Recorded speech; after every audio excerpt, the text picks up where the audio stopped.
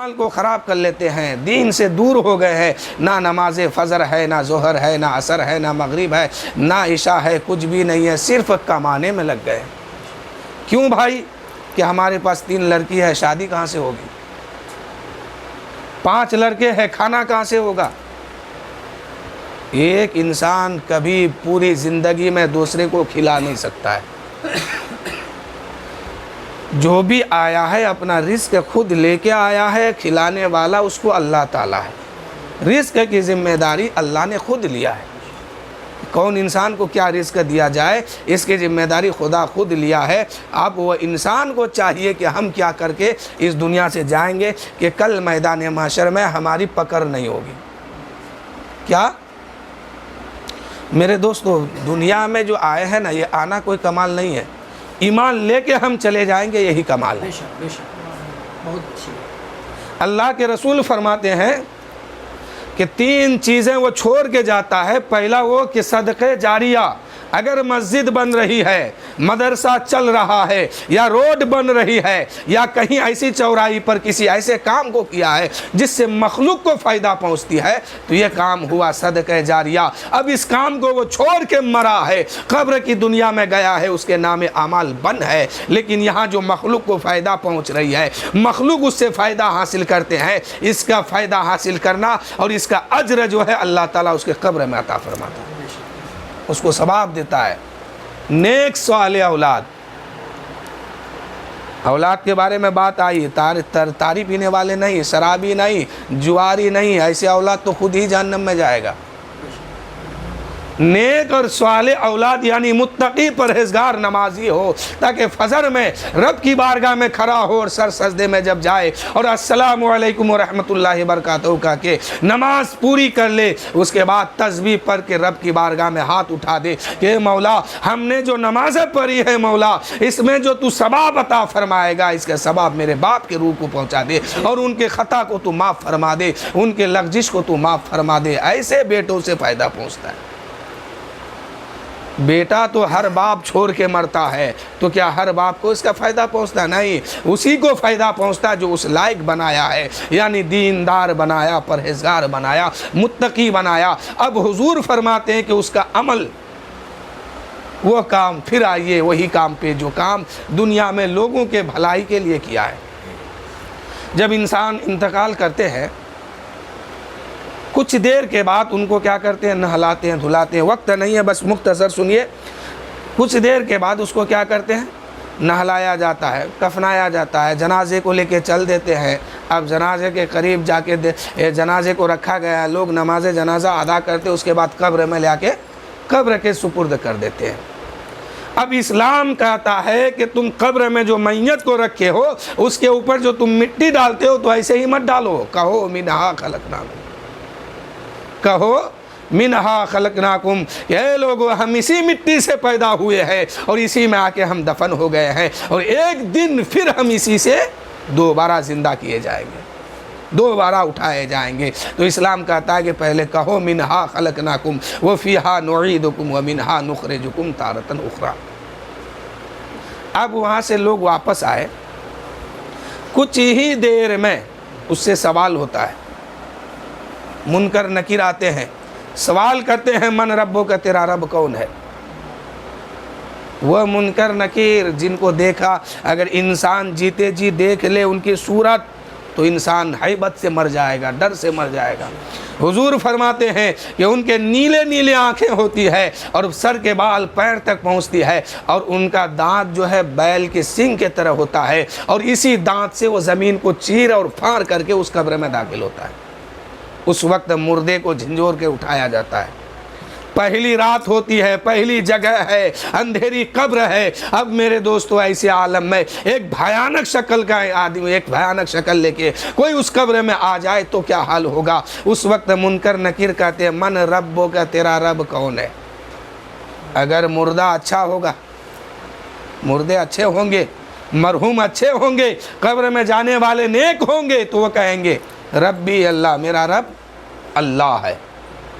دوسرا سوال ہوگا ما دینوں کا، تیرا دین کیا ہے؟ وہ کہے گا میرا دین اسلام ہے۔ لیکن اگر اعمال صحیح نہیں ہے، ایمان صحیح نہیں ہے، لوگوں کو تکلیف دے کے اس دنیا سے گئے ہیں، لوگوں کو پریشان کر کے اس دنیا سے گئے ہیں، ایمان کو صحیح سلامتی کے ساتھ لے کے نہیں گئے، اعمال کو خراب کر کے گئے ہیں۔ اب وہاں فرشتے پوچھیں گے من ربک، وہ کہے گا ہائے افسوس میں نہیں جانتا۔ یہ سوال صرف ہم سے ہوگا یا آپ سے ہوگا؟ نہیں، ہر دھرم کے لوگوں سے ہوگا، ہر قوم سے ہوگا، اور صرف قبر میں جانے والوں سے نہیں، بلکہ جس کو جلا دیا گیا ہے، جس کے خاک کو گنگا میں بہا دیا گیا ہے، اس سے بھی پوچھا جائے گا من ربک۔ اور صرف اسی سے نہیں، جس کو کوئی مچھلی کھا گئی ہوگی اس کے پیٹ میں بھی اس سے سوال کیا جائے گا، جس کو کوئی شیر کھا گیا ہوگا یا کوئی ہاتھی کھا گیا ہوگا، کوئی انسان ہاتھی کے پیٹ میں چلا گیا، شیر کے پیٹ میں گیا، مچھلی کی پیٹ میں گیا ہے، اس سے اس کا سوال وہاں پہ جا کے کیا جائے گا کہ من ربک، تیرا رب کون ہے؟ یعنی سوال سب کے ساتھ ہوگا۔ اب کچھ لوگ کہیں گے ہائے ہائے افسوس میں نہیں جانتا۔ یہ ہائے افسوس کیوں کہے گا؟ جو انسان 40 سال کی زندگی گزارا، 50 سال کی زندگی گزارا، 100 سال کی زندگی گزار کے اس دنیا سے گیا ہے، تو اس 100 سال میں، 40 سال میں کسی کو نہ کسی کو تو اپنا رب کہا ہوگا، کسی کو تو اپنا مالک سمجھا ہوگا، کسی کو تو اپنا خالق سمجھا ہوگا، کسی کو تو اپنا حاجت روا سمجھا ہوگا۔ تو فرشتے جب پوچھتے ہیں من ربک، تیرا رب کون ہے، تو اس کو بتانا چاہیے تھا۔ فرشتے یہ نہیں کہتے ہیں کہ تم سے پہلے جو لوگ قبر میں داخل ہوئے ہیں، آج سے 10 سال پہلے جو آئے ہیں، آج سے 20 سال پہلے جو آئے ہیں، وہ جو جواب دیے ہیں وہی تم دے دو، وہ جس کو رب کہا ہے وہی تم بھی کہو، وہ جس کو اپنا خالق کہا ہے تم بھی کہہ دو۔ نہیں میرے دوستو، بلکہ فرشتے پوچھتے ہیں کیا تمہارا رب کون ہے، یعنی موجودہ زمانے کے بارے میں پوچھا جاتا ہے کہ تم رب کس کو کہتے ہو جو 40 سال، 50 سال، 100 سال کی زندگی گزارا ہے۔ تو کسی کو نہ کسی کو اپنا مالک سمجھا ہوگا، اپنا خالق سمجھا ہوگا، اپنا رب سمجھا ہوگا۔ فرشتے یہی تو پوچھ رہے ہیں، تو اس کو جواب دینا چاہیے تھا۔ یہ ہائے افسوس کیوں کہے گا؟ تب تک دوسرا سوال ہوگا ما دینوں کا، تیرا دین کیا ہے؟ عمل صحیح نہیں ہے، ایمان نہیں ہے، تو پھر وہ کیا کہے گا؟ ہائے افسوس میں کچھ نہیں جانتا۔ یہی ہے نا حضرات کہ ہائے افسوس میں کچھ نہیں جانتا۔ جبکہ 50 سال کی زندگی گزار کے اس دنیا سے گیا ہے، تو کوئی نہ کوئی مذہب کو تو انہوں نے قبول کیا ہوگا، کسی نہ کسی دھرم پہ وہ چلا ہوگا، کسی نہ کسی کو اپنا گرو مانا ہوگا۔ تو جب فرشتے پوچھتے ہیں تیرا مذہب کیا ہے، دین کیا ہے، دھرم کیا ہے، تو افسوس ظاہر کیوں کرتا ہے؟ وہاں بتا دینا چاہیے تھا کہ ہمارا دھرم یہ ہے، ہماری مذہب یہ ہے، ہم اس مذہب پہ چلتے تھے۔ فرشتے یہی تو پوچھتے ہیں، یہ تو نہیں سوال کرتے ہیں کہ وہ فلاں شخص جو قبر میں سویا ہے، آج سے 100 سال قبل تم سے آیا ہے، آج سے 200 سال پہلے تم سے آیا تھا، وہ جس کو اپنا دھرم کہا ہے تم بھی بتاؤ کہ وہی دھرم تمہارا ہے کہ نہیں، اسی دھرم کو تم بتاؤ، اسی مذہب کو تم بتاؤ۔ ایسا تو کچھ نہیں ہے۔ فرشتے یہ کہتے ہیں کہ تمہارا مذہب کیا ہے، دھرم کیا ہے، دین کیا ہے؟ تو جس دین کو مانا ہے، جس مذہب کو مانا ہے، جس مذہب کو مان کے اس دنیا سے گیا ہے، اس کو بتانا چاہیے تھا کہ میرا دھرم یہ ہے، میرا مذہب یہ ہے، میرا دین یہ ہے۔ فرشتے دین کے بارے میں پوچھیں گے، وہ کیا کہے گا؟ ہائے ہائے افسوس میں نہیں جانتا۔ اور یہ افسوس کیوں کہے گا؟ افسوس کیوں کہے گا؟ اسی لیے کہ قبر میں جو ہے جھوٹ زبان پر آئے گا ہی نہیں، بکواس زبان پر آئے گی نہیں۔ جتنا بکواس کرنا ہے اسی دنیا میں رہ کے کر لو، قبر میں بکواس نہیں چلے گی، کوئی جھوٹ نہیں چلے گا، اس لیے کہ وہاں زبان پہ جھوٹ آئے گی نہیں، اور سچ کا کبھی پالا پڑا ہی نہیں، سچ سے کبھی رشتہ تھا ہی نہیں، تو وہاں سچ بھی زبان پر آئے گی نہیں کہ سچ بتا دیا جائے کہ میرا دین اسلام ہے، میرا مذہب اسلام ہے، میرا دھرم اسلام ہے، ہم قانون محمدی کو مان کے اس قبر میں آیا ہے۔ تو وہ تو مانا ہی نہیں تھا، مذہب کو مانا ہی نہیں ہے، تو وہاں جھوٹ زبان پر آئے گی نہیں، اور سچ سے کبھی رشتہ تھا ہی نہیں، تو سچ بول بھی نہیں پائیں گے۔ تو اس لیے میرے دوستو، جتنی ڈگری حاصل کرنا ہے اسی دنیا میں رہ کے کر لو۔ ڈگری صرف اور صرف دین کی کام آنے والی ہے، کسی اور ڈگری کام آنے والی نہیں ہے۔ دنیا میں لوگ ڈگری حاصل کرنے میں لگا ہے، فلاں تعلیم، فلاں یہ حاصل کرنے میں لگ گیا، اور جو آخرت ہے، اصل ہے، اس کو چھوڑ دیا ہے۔ تو جتنے عہدہ، جتنی عزت، جتنی شہرت حاصل کرنا ہے، یہ دنیا میں کر لو۔ قبر میں سوال ہوگا تو خاندان نہیں دیکھا جائے گا، برادری نہیں دیکھا جائے گا، پڑوس نہیں دیکھا جائے گا، فقط وہاں سوال ہوگا اور سوال کا جواب دیا جائے گا۔ چاہے تو قبر کے سوال کا جواب صرف دو ہے، ایک تو وہ کہہ دے گا میرا دین اسلام ہے، یا دوسرا کہے گا ہائے افسوس میں نہیں جانتا، یا یہ کہے گا میرا رب اللہ ہے، یا یہ کہے گا کہ میں نہیں جانتا، افسوس ظاہر کرے گا۔ تب تک تیسرا سوال فرشتے کریں گے، ما کنت تقول فی حق حاضر رجل، کیا کہا کرتے تھے اس مرد مومن کے بارے میں؟ ما کنت تقول یعنی کوئی مرد اس قبر میں جلوہ افروز ہے۔ فرشتے کہتے ہیں ایک تو ہم نے اس مردے کو دفنا کے آیا ہے، اس مرحوم کو قبر میں رکھ کے آیا ہے، اس کے بعد 2 فرشتے اس قبر میں داخل ہوئے ہیں، تعداد ہے 3 کی، لیکن فرشتے جو سوال کرتے ہیں ما کنت تقول فی حق حاضر رجل، کیا کہا کرتے تھے اس مرد کے بارے میں، تو یہ 3 کے علاوہ چوتھا کوئی اس قبر میں موجود ہے۔ اس سوال سے یہی ظاہر ہوتا ہے کہ ما کنت تقول فی حق حاضر رجل، کیا کہتے تھے تم اس مرد کے بارے میں؟ تو مرد ہونے کے لیے جسم ہونا ضروری ہے، اور جسم ہونے کے لیے روح بھی ہونا ضروری ہے۔ تو یہ تعداد 3 کی نہیں 4 کی ہے۔ اب دو فرشتے جو ہے، یہ 2 سوال جو پہلے کیے ہیں وہ موجودہ زمانے کے بارے میں کیا گیا ہے، اس دور کے بارے میں کیا گیا ہے، اس زمانے کے بارے میں کیا گیا ہے کہ تمہارا دین کیا ہے، تمہارا خدا کون ہے، تمہارا مالک کون ہے۔ لیکن تیسرا سوال جو ہوگا وہ اس دور کے بارے میں نہیں، اس وقت کے بارے میں نہیں، ماضی کے بارے میں، پیچھے زمانے کے بارے میں، کہ دنیا میں رہ کر کے تم کیا کہتے تھے، نبی تسلیم کیا تھا کہ نہیں، نبی مانا تھا کہ نہیں، ان کا کلمہ پڑھا تھا کہ نہیں، ان کی غلامی کو قبول کیا تھا کہ نہیں، ان کے شریعت پہ چلا تھا کہ نہیں، چلا ہے تو بتا۔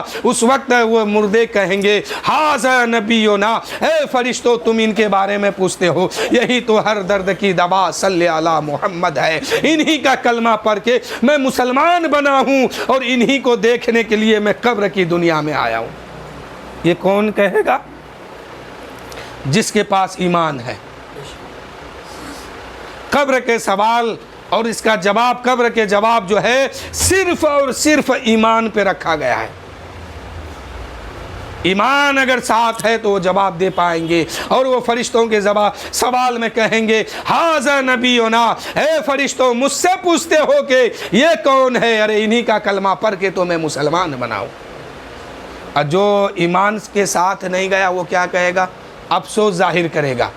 فرشتے یہی تو پوچھیں گے کہ کلمہ ان کا پڑھا ہے کہ نہیں، ایمان ان پر لایا ہے کہ نہیں، ان کی شریعت پہ چلا ہے کہ نہیں، یہ جو حکم دیے ہیں اس کو اپنایا ہے کہ نہیں، ان کے غلامی کا پٹا اپنے گردن پہ ڈالا ہے کہ نہیں۔ یہی تو فرشتے سوال کرتے ہیں کہ کیا کہا کرتے تھے اس مرد مومن کے بارے میں۔ اگر قبر میں جواب دینے والا مومن ہے تو وہ کہیں گے ھذا نبینا، یہ اللہ کا نبی ہے، اللہ کا رسول ہے، اللہ کا آخری محبوب، اللہ کا آخری نبی ہے، انہی پر میں ایمان لایا ہوں، اور انہی کے صدقے میں دنیا میں آیا ہوں، اور انہی کو دیکھنے کے لیے میں قبر کی دنیا میں آیا ہوں۔ لیکن میرے دوستو، ایمان اگر ساتھ میں نہیں ہے تو پھر وہاں افسوس ظاہر کریں گے اور کہیں گے کہ افسوس میں نہیں جانتا کہ یہ کون ہے۔ وہاں مسلمان ہو، اگر ایمان نہیں ہے تو وہ بھی کہیں گے ہائے افسوس میں نہیں جانتا۔ کلمہ پڑھنے والا بھی ہے، نماز روزہ سب ہے، اگر ایمان کے ساتھ نہیں گیا ہے اس دنیا سے تو وہ بھی افسوس ظاہر کریں گے اور کہیں گے کہ میں نہیں جانتا۔ تو یہ افسوس ظاہر کیوں کر رہا ہے؟ جو انسان جس کو جو مانا ہے وہاں پہ بتا دینا چاہیے تھا، لیکن میں نے کہا نا کہ وہاں جھوٹ زبان پہ آئے گا ہی نہیں اور سچ سے کبھی پالا پڑا ہی نہیں۔ تو میرے دوستو وقت بہت زیادہ ہو گیا ہے اور بس ایک واقعہ سماعت کیجئے اور شنی بھی آ رہا ہے، تب تک میں اپنے واقعہ کو سمجھ لوں گا اور اس کے بعد پھر سلام پڑھ کر کے اللہ تعالیٰ قرآن مقدس میں ارشاد فرمایا کلو نفس ذائقۃ الموت، یعنی ہر نفس کو، ہر جاندار چیز کو کیا ہے؟ موت کا مزہ چکھنا ہے، ختم نہیں ہونا ہے، صرف ذائقہ لینا ہے اور قبر کی دنیا میں جانا ہے اور پھر قبر سے لے کے حشر تک جانا، حشر کے میدان میں اٹھنا ہے اور حشر کے میدان میں مومنوں کو حساب دینا ہے اور حساب دے کے جنت میں جانا ہے۔ تو یہ کیا ہے؟ قرآن کہتا ہے ذائقہ تم کو چکھنا پڑے گا، اس سے کسی کو بچنا نہیں ہے۔ ایک واقعہ سماعت کیجئے کہ مدینہ شریف میں ایک یہودی کا بچہ تھا، ایک یہودی کا بچہ تھا۔ ایک دن اس کی نظر جو ہے رسول پاک کے چہرے پہ پڑ گئی۔ مسجد نبوی شریف میں میرے نبی صلی اللہ علیہ وسلم تشریف فرما تھے، اس وقت یہودی کا بیٹا ادھر سے گزرا تو کیا دیکھتے ہیں؟ ایک حسین و جمیل خوبصورت انسان مسجد نبوی کے شہن پہ بیٹھے ہیں، وہ بچہ دروازے پہ ہاتھ رکھا ہے اور نبی کا چہرہ دیکھتا ہے، جی بھر کے دیکھتا ہے۔ ایک دن دیکھا، 2 دن دیکھا، کچھ دن دیکھتے رہا۔ اب ایک دن ایسا آیا کہ وہ بچہ نبی کا چہرہ مسجد نبوی شریف کے دروازے پر کھڑے ہو کر کے نبی کا دیدار کرتے ہیں۔ اتنے میں یہودی کا گزر ہوا اور دیکھا کہ میرا بیٹا اور مسجد نبوی شریف کا دروازہ، میرا بیٹا یہاں کیا کرتا ہے؟ یہودی نے دیکھا کہ میرا بیٹا تو نبی پاک کا چہرہ دیکھتا ہے، رسول پاک کا چہرہ دیکھ رہا ہے۔ اس نے اپنے بیٹے کا ہاتھ پکڑا ہے، گھر لے کے آیا ہے، اپنے بیٹے کو سمجھایا ہے، اے میرے بیٹے خبردار وہاں مت جانا،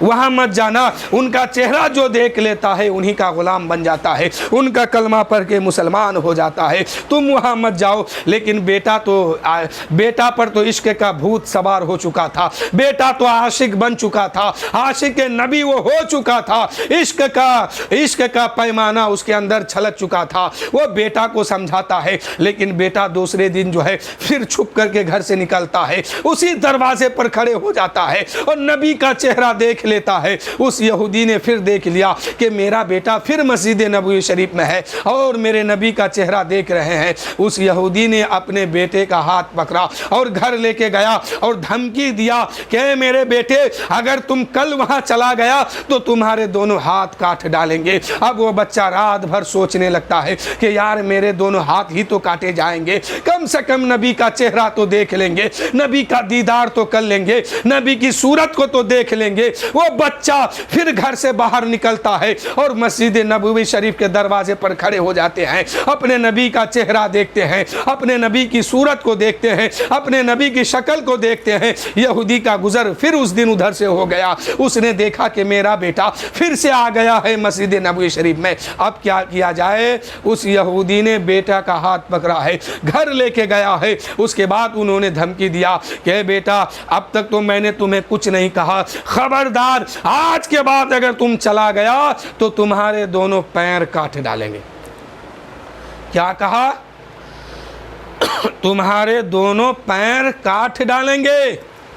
وہ بچہ رات بھر سوچتا رہا کہ یار میرے تو ہاتھ کاٹے جائیں گے، پیر بھی کاٹے جائیں گے، لیکن چلو ابھی تو پیر باقی ہے، موجود ہے، چلو مسجد نبوی کے دروازے پر اور اپنے نبی کو دیکھیں گے، پھر سے ہم ایک بار تو دیدار کر لیں گے۔ وہ بچہ پھر دوسرے دن صبح جو ہے چھپ کر کے گھر سے باہر نکلا اور پہنچ گیا کہاں؟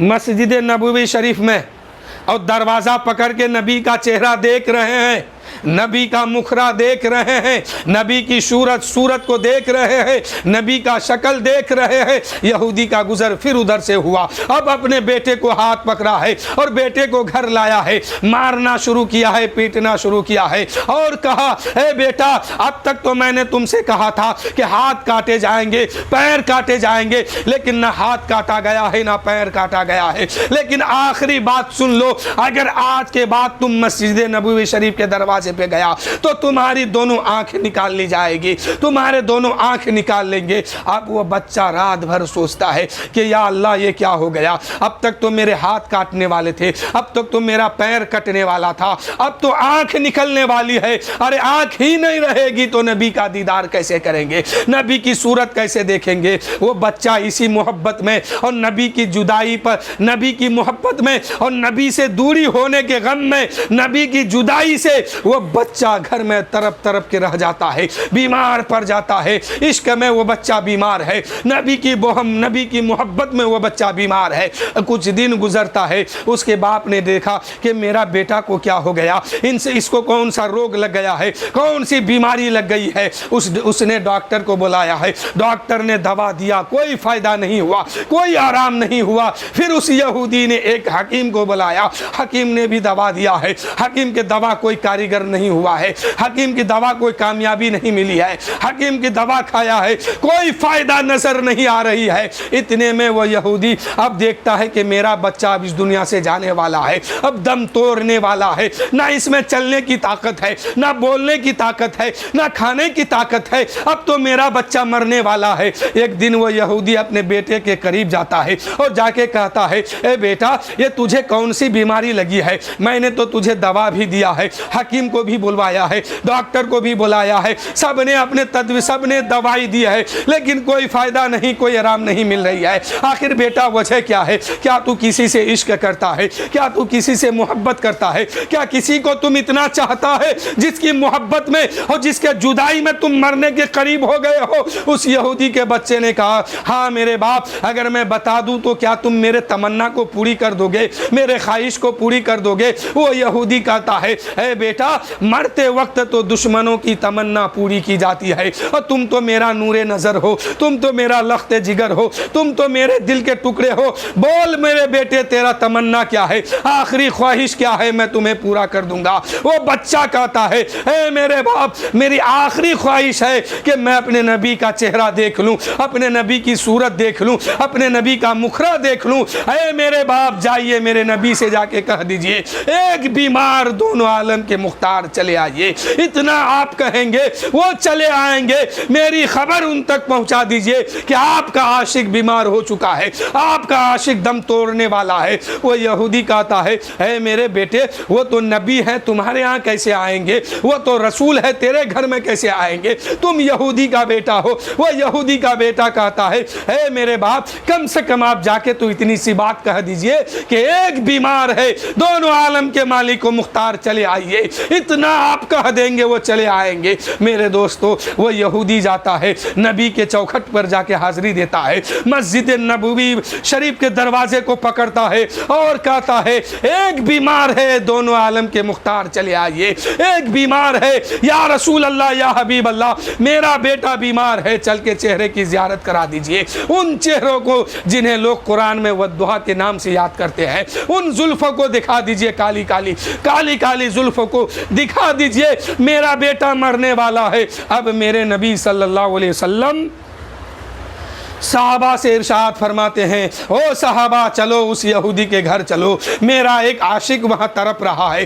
مجھ سے محبت کرنے والا تڑپ رہا ہے، مجھے چاہنے والا بیمار ہے، چلو ان کو ہم دیکھ کے آتے ہیں۔ اب میرے نبی کی بارگاہ میں صحابہ جمع ہوتے ہیں اور تمام لوگ چل دیتے ہیں۔ صحابہ کی جھرمٹ میں میرے نبی ہیں، سامنے یہودی کا گھر آتا ہے، یہودی کے گھر کے دروازے کے اندر میرے نبی قدم رکھتے ہیں، بچے کی نظر رسول پر پڑتی ہے، بچہ اٹھ کے تعظیماً کھڑا ہونا چاہتا تھا مگر اس کے اندر اتنی طاقت کہاں تھی کہ وہ اٹھ کر نبی کی تعظیم کر سکے، نبی کے ادب و احترام میں کھڑے ہو سکے، وہ لڑکھڑا کر کے گر جاتا ہے۔ رسول اپنے ہاتھ سے سہارا دیتے ہیں اور ارشاد فرماتے ہیں اے بچہ یہ تو نے کیا حالت بنا رکھا ہے، یہ حال تمہارے کیسے ہو گئی ہے؟ وہ بچے نے کہا یا رسول اللہ جب سے میں آپ سے دور ہو گیا ہوں نہ تو میرے اندر کھانا جاتا ہے نہ پانی جاتا ہے، آپ کے غم میں، آپ کی محبت میں اور آپ کے غم اور آپ سے دوری ہونے کے غم میں اس قدر لاچار اور مجبور ہو گیا ہوں کہ یا رسول اللہ چلنے کی طاقت نہیں ہے، لگتا ہے کہ اب موت میرے قریب ہو گئی ہے۔ یا رسول اللہ میں اسلام کا کلمہ پڑھنا چاہتا ہوں، لیکن میرے آقا ایک شرط ہے، اس شرط کو آپ قبول کر لیجئے، میں اسلام کا کلمہ پڑھ لوں گا۔ نبی فرماتے ہیں ہاں بتاؤ میں تیری بات مانتا ہوں۔ اس بچے نے کہا یا رسول اللہ یا حبیب اللہ، اگر قبر کی دنیا سے لے کر کے جنت تک کی ضمانت آپ لے لیں گے آقا تو میں اسلام کا کلمہ پڑھنے کے لیے تیار ہوں۔ بچے نے کہا یا رسول اللہ اگر آپ قبر سے لے کر کے جنت تک کی ضمانت لے لیں گے آقا تو میں اسلام کا کلمہ پڑھنے کے لیے تیار ہوں۔ میرے دوستو، میرے نبی فرماتے ہیں ہاں بچہ تو کلمہ پڑھ لے، میں قبر سے لے کر کے جنت تک کی ضمانت لیتا ہوں۔ وہ بچہ خوشی سے کلمہ طیب پڑھتا ہے، لا الہ الا اللہ محمد الرسول اللہ صلی اللہ تعالیٰ علیہ وسلم۔ اے میرے دوستو، اب کلمہ پڑھ کے بچہ مسلمان ہوا ہے، نبی کی غلامی کا پٹا اپنے گردن میں ڈال لیا ہے، اب مسلمان بن گیا ہے۔ کلمہ پڑھنا تھا کہ اس کے جسم سے روح پرواز کر گئی، وہ انتقال کر گئے، انا للہ و انا الیہ راجعون۔ اب اس دنیا سے وہ چلے گئے۔